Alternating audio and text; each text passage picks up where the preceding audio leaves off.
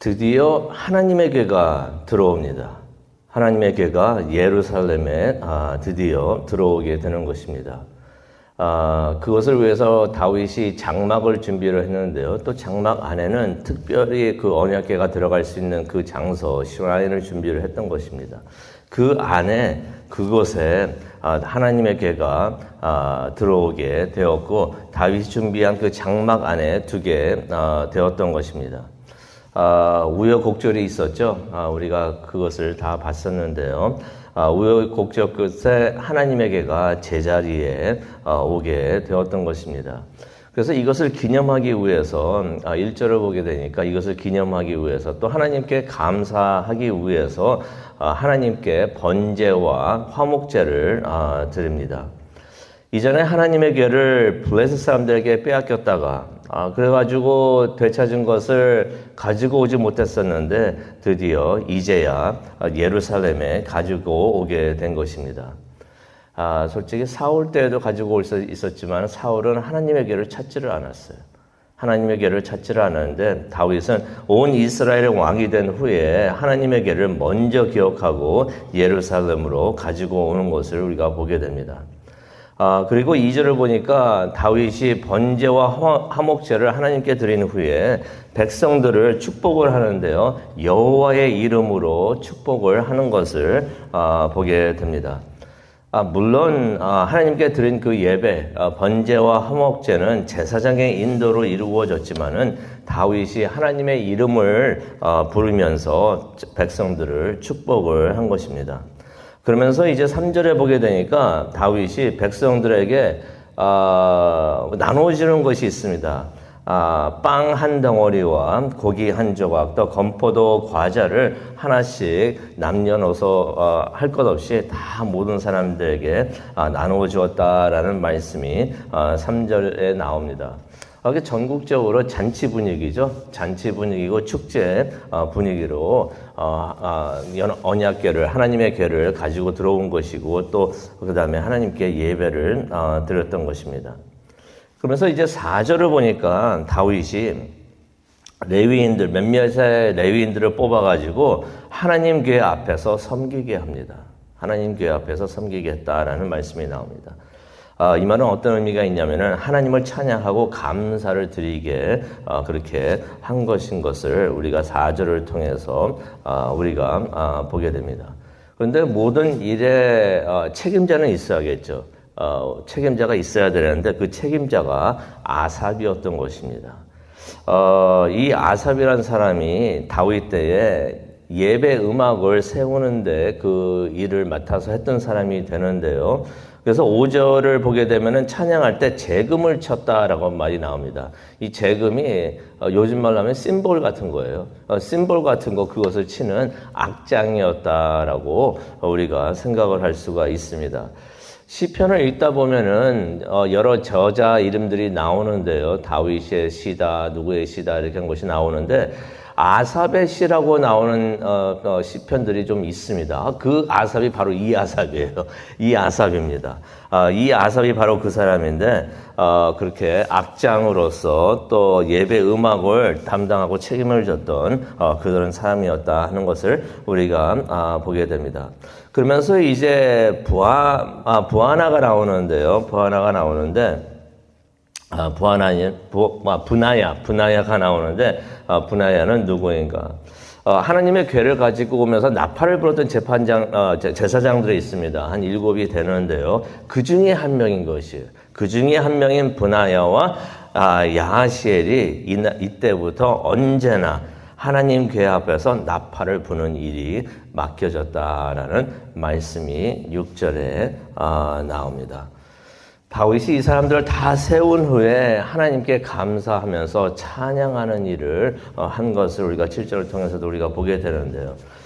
다윗이 그때 하나님께 드렸던 그 찬양을 인도를 하면서 했던 그 내용이 기록이 되어 있습니다. 그게 8절부터 36절까지 나옵니다. 근데 여기 보다 보면은 다윗이 계속해서 여호와를 언급을 합니다. 여호와, 여호와, 여호와.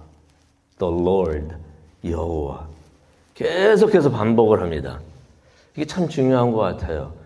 우리가 지금 예배를 드리고 찬양을 드리고 하는데 당신들이 기뻐가지고 그냥 당신들 좋으라고 하는 게 아니라 우리의 예배의 대상이 여호와 하나님이십니다 하는 것을 계속해서 강조를 하고 있고 상기를 시켜주는 것 같습니다. 우리가 예배 드리고 찬양하고 그래서 제가 찬양팀한테도 얘기하고 그러지만 찬양할 때 이게 우리가 대상이 하나님이 대상이 아닌 찬양들도 꼭 있어요. 간혹 있긴 한데 우리가 모든 것을 드리는 것이 하나님께 올라가는 찬양이 되어야 되고 우리의 예배도 하나님을 위한 하나님이 대상인 예배가 되기를 원합니다. 때로는 우리가 그걸 알고 있지만은 때로는 우리가 대상이 우리가 될 때가 있어요. 그래서 예배를 드리다가 우리가 기분 좋으면 은혜스러운 예배, 그렇게 생각할 수 있는데 하나님이 기뻐하시고 하나님이 좋아하시는 예배가 진정한 예배가 되는 줄로 믿습니다. 그래서 우리가 항상 그것을 잊지 말아야 될 것 같아요. 그래서 계속해서 여호와 하나님을 다윗이 강조하는 것을 우리가 보게 됩니다. 그러면서 이제 8절부터 13절까지는 하나님이 하신 일을 상기시켜 주고요. 그 다음에 14절부터 22절에 보면은 하나님의 말씀, 언약, 말씀에 대해서 이야기를 하고 있고요. 그 다음에는 다윗이 하나님의 놀라운 일들을 예를 들어서 구원이나 영광이나 위대하심과 하나님의 선하심 등을 언급을 합니다. 그것을 언급을 하면서 이제 하나님을 찬양한 것을 보게 되는데요. 그런 생각이 들어요. 하나님의 궤가 무엇이기에 이런 큰 행사를 하고 예배를 드렸는가. 우리가 알지만은 그래도 다시 한번 생각을 해보기를 원합니다. 이 모든 일이 하나님 궤 때문에 이루어졌던 것이에요. 이 모든 것이 하나님 궤. 하나님의 궤가 무엇이었는가.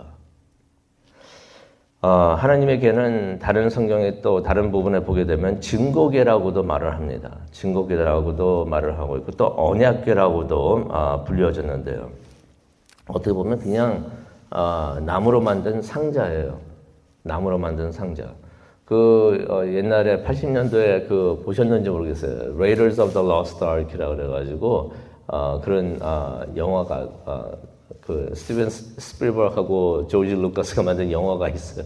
그게 하나님의 궤를 찾는 그런 내용의 영화였었는데 혹시 영화를 보셨으면 궤 같은 게 있었을 거예요. 그 상자 같은 게 있는데 그게 바로 하나님의 궤예요. 그게 하나님의 궤. 그게 나무로 만든 상자입니다. 나무로 만든 상자였는데 안팎으로 도금을 했어요. 금으로 도금을 했던 것입니다.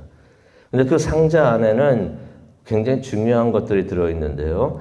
10계명이 새겨진 2개의 돌판이 그 안에 들어있습니다. 그리고 만나 항아리가 들어있고요. 그 다음에 아론의 지팡이가 들어있는 것입니다. 그리고 그 상자 위에는 뚜껑이 있죠. 그 뚜껑도 참 중요한데요. 그 뚜껑이 있었던 것입니다. 근데 이 하나님의 궤가 중요했던 것은 왜 그러는가? 그 도금을 해서 그 금 때문에 중요한 것도 아니었고 그 안에 10계명 돌판과 뭐 만나 항아리도 있었지만은 그것들도 참 중요하죠. 저도 참 보고 싶은데 그것 때문도 아닙니다. 하나님의 궤가 그렇게 중요했던 것은 또 예루살렘을 그렇게 가지고 오고 싶어 했던 것은 또 그 궤 앞에서 제사장들과 모든 사람들이 하나님을 섬기게 했던 것은 왜 그랬는가? 그 하나님의 궤가 하나님의 임재를 상징을 하기 때문에 그랬던 것입니다. 그 하나님의 궤가 하나님이 여기에 계신다 하는 하나님의 임재를 상징하고 있었기 때문이었던 것입니다. 그래서 백성들이 요단강을 건너가지고 가나안에 들어올 때도 하나님의 궤를 앞세우고 나왔던 것이에요. 하나님의 그 요단강을 건너가면서 하나님이 앞서가십니다 하면서 그 하나님의 궤를 앞세우고 갔던 것을 우리가 기억을 합니다. 여리고성을 함락시킬 때도 하나님의 궤를 앞세워서 갔던 것이 하나님이 먼저 가십니다. 하나님이 이루어 주십니다. 그런 하나님의 궤를 예루살렘으로 가지고 왔던 것입니다. 이것은 하나님이 이제는 예루살렘에 임하신다, 거하신다 하는 것을 의미하게 되는 것이죠. 하나님의 궤를 모셨던 곳이 바로 성막이 되고 성전이 되는데 그 안에는 지성소가 있습니다. 지성소는 하나님이 계신 곳으로 대제사장이 1년에 딱 한 번 들어가가지고 거기서 하나님을 만나게 되는데요. 그래서 어떻게 보면은 하나님의 궤는 하나님을 만나게 되는 장소가 되었던 것이에요. 그래서 그런 생각이 들어요. 우리 예배당이 있고 교회가 있는데 우리가 예배하는 이곳, 또 그리고 우리가 하나님과 함께하고 하나님을 예배하는 마음으로 살고 있을 때 바로 그것이 지성소가 되게 하여 주시옵소서. 하나님의 궤가 있는 곳, 하나님을 만나는 그러한 장소가 되게 하여 주시옵소서. 그것이 우리 교회가 되고 우리 가정이 되고 또 우리 마음이 되고 우리가 모인 것이 되었으면 참 좋겠습니다. 그곳에 하나님의 궤가 있고 그 하나님의 궤를 모시는 우리 모두가 되었으면 참 좋겠습니다. 근데 오늘 말씀을 보면서 가장 중요한 구절이 무엇인가 생각을 해보니까 37절인 것 같아요. 37절 한번 보시겠는데요. 이 말씀 제가 나누고 마치도록 하겠습니다. 37절 보니까 다윗이 아삽과 그의 형제들 여호와의 언약궤 앞에 있게 하며 항상 그 궤 앞에서 섬기게 하되 날마다 그 일대로 하게 하였다. 37절이 어쩌면 가장 중요한 구절이 되지 않을까 생각이 드는데 그 37절에서 가장 중요한 단어가 무엇일까 생각을 해보니까 날마다가 아닌가 생각이 듭니다. 하나님의 임재 안에 들어가는 것이 참 중요하죠. 이거 특권입니다. 축복입니다. 왜냐하면 이전에 아담과 하와가 타락하기 전에 하나님의 임재 안에 있었잖아요. 하나님의 임재 안에 있으면서 하나님과 친밀한 교제를 가지고 있었는데 죄 때문에 죄로 인해서 하나님과 이제는 함께하지 못하였던 것이에요. 그런데 하나님의 궤가 있으면서 그 궤 안에 그 궤와 함께 있을 때 하나님 임재 안에 우리가 거하면서 하나님을 만나고 하나님과 교제를 한다는 것, 이것이 큰 은혜가 아닌가 생각이 듭니다. 그런데 그 교제를 어떻게 해야 되는가? 날마다 해야 되지 않겠는가? 날마다. 이 하나님과 동행을 하는 삶을 우리가 살기를 원하는데 그 삶이 날마다 매 시간 우리의 삶을 통해서 하나님과 동행하고 하나님을 만나는 우리 모두가 되기를 원합니다. 우리가 하나님과 동행하는 삶을 살기를 원하는데 이것이 날마다. 그래서 날마다 우리가 새벽 예배 드리면서 하나님을 예배하고 그럴 때 그때마다 하나님과 동행을 하고 하나님을 만나는 하나님의 궤 앞에서 우리가 서게 되는 그러다가 우리가 천국 가면은 영이셔서 볼 수 없는 하나님, 그 하나님 앞에 서가지고 하나님까지도 볼 수 있다고 하니 천국이 얼마나 좋은 곳인가 다시 한번 생각을 하면서 그곳은 우리가 반드시 가게 될 것이고 또 우리가 사랑하는 사람들도 다 데리고 가서 하나님 앞에 서서 하나님 감사합니다라고 하나님을 찬양하고 그 앞에 서서 하나님을 날마다 천국에서 날마다 또 함께하는 우리 모두가 되기를 원합니다. 이러한 축복이 우리 모두에게 함께하고 우리가 사랑하는 사람들 또 교회 위에 항상 함께하기를 간절히 축원합니다. 기도하시겠습니다. 하나님과 동행하기를 원합니다. 하나님과 함께하고 하나님을 만나고 하나님을 항상 우리 곁에 모시고 하나님과 동행하기를 원하는데요. 37절에 나온 것처럼 날마다 하나님과 동행하고 교제하는 우리 모두가 되게 하여 주시옵소서. 감사합니다. 예수님의 이름으로 기도합니다. 아멘.